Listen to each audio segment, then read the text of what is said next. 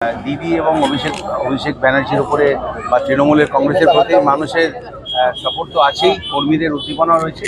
সবচেয়ে যেটা আমার ভালো লাগছে সেটা হচ্ছে যে একটি শহরে যখন কোনো প্রার্থী দাঁড়ায়, সে যদি ঘরের ছেলে ঘরের মানুষ হয় এবং রাজনীতিতে না থেকেও যদি তার সোশ্যাল কাজকর্ম এতটাই মানে শক্তিশালী হয়, এতটা পপুলার মানুষ যদি সে রাজনীতির বাইরে থেকেই থাকতে পারে, তাহলে তার মানুষের যে ভরসা অর্জন করা, বিশেষ করে এমন একটা জায়গায় যেখানে আপনাদের সাংসদ সত্যি কোনো রিপোর্ট কার্ডই বার করেন।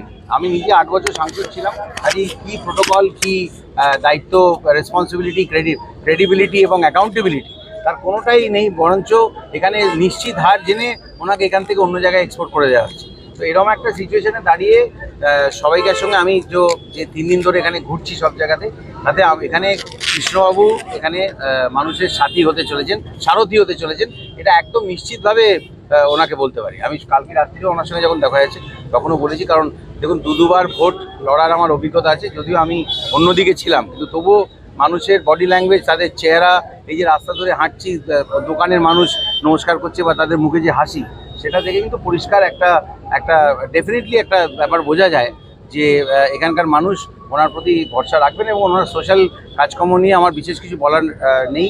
দিদি একজন যোগ্য প্রার্থীকে এখান থেকে পার্লামেন্টে পাঠাবেন ঠিক করেছেন, এবং উনি একজন ইন্ডাস্ট্রিয়ালিস্ট হিসেবে সবচেয়ে যেটা বড় কথা, দেখুন যখন কোনো মানুষ 6-7 হাজার মানুষকে চাকরি দিতে পারে, তখন তাকে সাপোর্ট করে আরও এগিয়ে যেতে দেওয়ার রাস্তা করে দেওয়া, যাতে সে আরও মানুষকে, এলাকার মানুষকে এলাকাতেই চাকরি দেওয়ার সুযোগ করে দিতে পারেন।